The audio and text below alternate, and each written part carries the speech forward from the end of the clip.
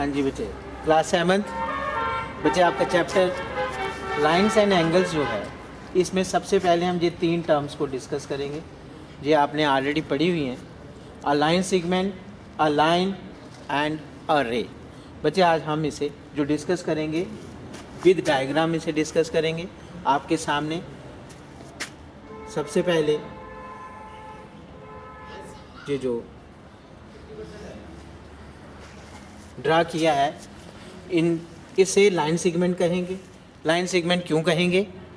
क्योंकि इस ये जो आपके सामने जो एक रिप्रेजेंट की गई लाइन है, इसके दोनों एंड पॉइंट जो हैं वो आपके पास हैं।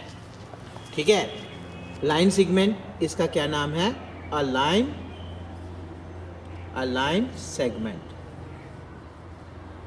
और इसे अ लाइन सेगमेंट क्यों कहते हैं? इस लाइन को ए लाइन सेगमेंट क्यों कहते हैं? क्योंकि इसके दोनों एंड पॉइंट जो हैं वो हमारे पास हैं और हम इसे लाइन सेगमेंट कहेंगे। और सिंबॉलिकली इसे डिनोट करेंगे अ लाइन सेगमेंट जिसका नाम है अ बी, और हम इसे इस तरह से डिनोट करते हैं, डिनोटेड बाय दिस सिंबल। ठीक है, अब दूसरी जो बात है वो अलाइन है। डायग्राम में लाइन को हम इस तरह से शो करेंगे, इसका नाम अपनी मर्जी से कुछ और भी दे दो। बच्चे इसमें दोनों एंड पॉइंट का कोई पता नहीं, ये इधर से भी चल रही है, इधर से भी चल रही है, इसमें एंड पॉइंट जो हैं वो हम नहीं बता सकते हैं। ठीक है, और इसको सिंबॉलिकली भी हम वैसे ही रिप्रेजेंट करते हैं, जैसे लाइन सेगमेंट को रिप्रेजेंट करते हैं ऐसे ही अ लाइन को भी रिप्रेजेंट करते हैं। इसका नाम है अ लाइन। थर्ड, अ रे क्या होती है बच्चे? एक ऐसी लाइन जिसका हमें एक एंड पॉइंट पता है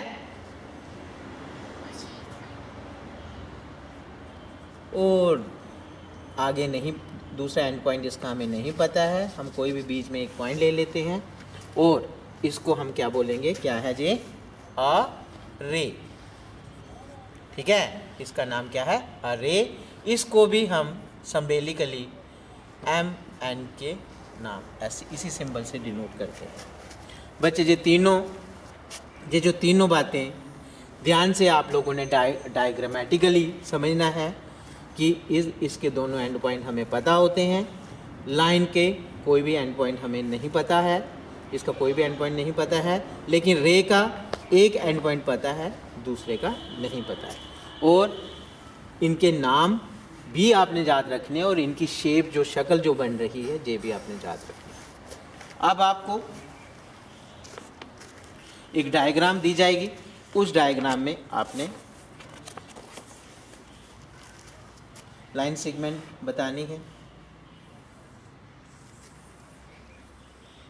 बच्चे एक ये डायग्राम है, इसका नाम ABC है।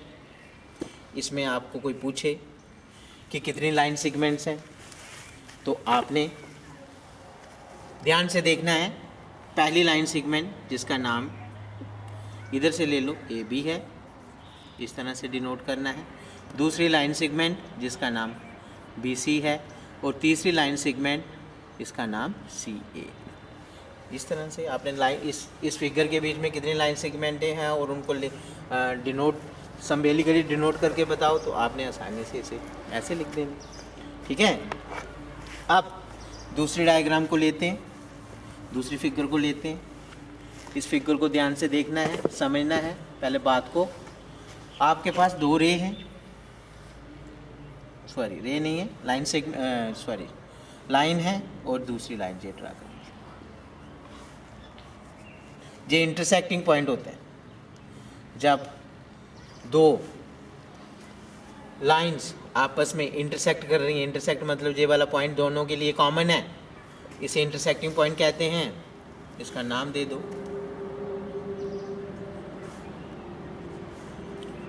PQRS और इंटरसेक्टिंग पॉइंट O ले लो। ठीक है, ध्यान से देखो बच्चे।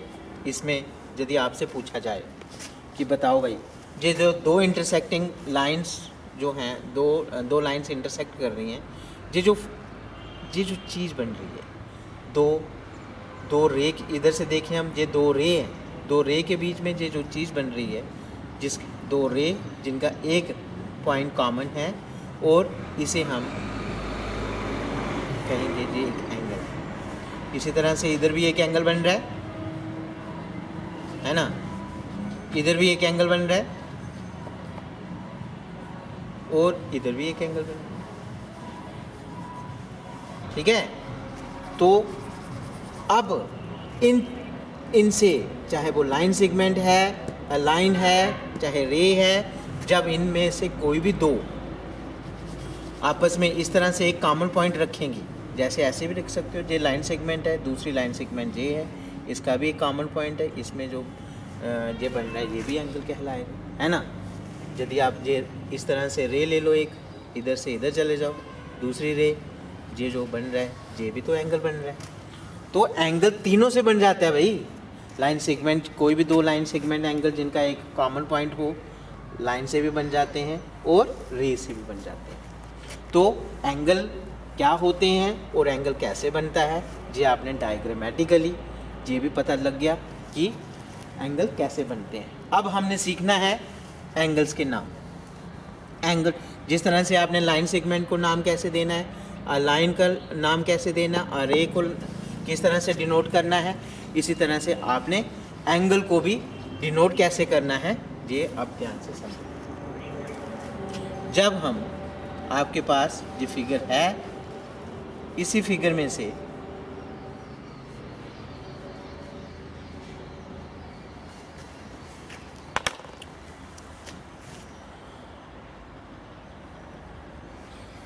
अब इस एंगल को रिप्रेजेंट करो, तो आपने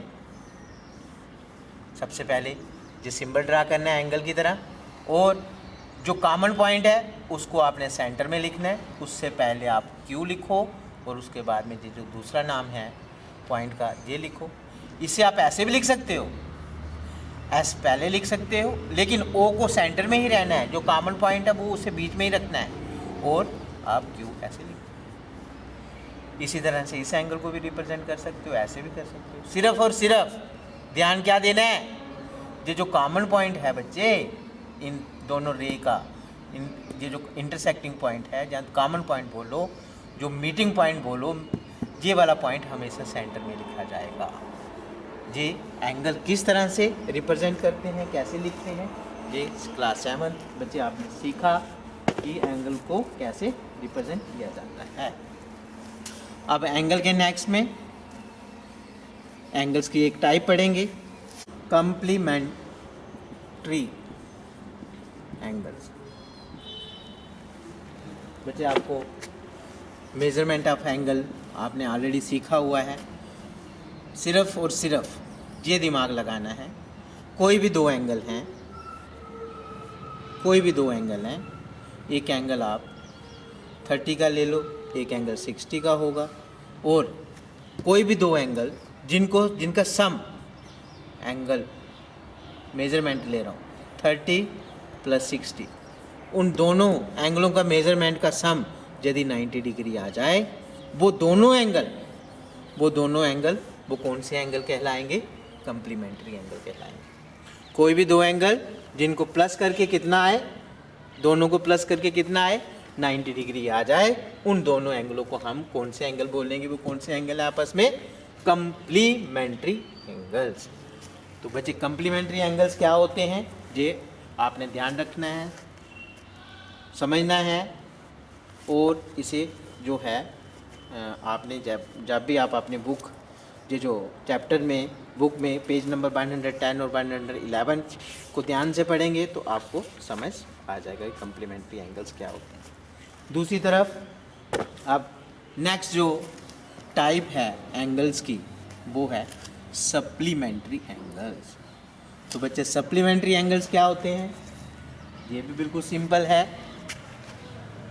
supplementary angles SUPPLEMENTAR। Supplementary angles क्या होते हैं। तो बच्चे सप्लीमेंट्री एंगल्स कौन से ये भी कोई ऐसे दो एंगल जिनको प्लस करके ऐसे दो एंगल्स, उनके मेजर को जब हम प्लस करें, दोनों एंगलों के मेजर्स को जब हम प्लस करें और प्लस करके यदि उनका मेजरमेंट कितना आ जाए 180 डिग्री आ जाए, उन दोनों एंगलों को हम क्या कहेंगे? वो दोनों एंगल आपस में कौन से एंगल है? सप्लीमेंट्री एंगल्स हैं। तो बच्चे आज हम इतना ही पढ़ेंगे। सभी बच्चे ध्यान से अपनी बुक में भी हर लाइन को पढ़ने की कोशिश करो और फिर आपको ध्यान से समझ लग जाएगा। पेज नंबर 112 तक सभी बच्चों ने 113 पेज नंबर तक चैप्टर के आपने सभी बच्चों ने ध्यान से इसे समझना है और कॉपी पे करना है। किसी भी बच्चे को कोई भी प्रॉब्लम यदि आती है तो आपने कॉन्टैक्ट नंबर आपको पता है 9018571456 पे कॉल करना है और कॉलिंग टाइम जो है वो 5 PM to 5:30 PM के बिटवीन ही करना। थैंक यू बच्चों।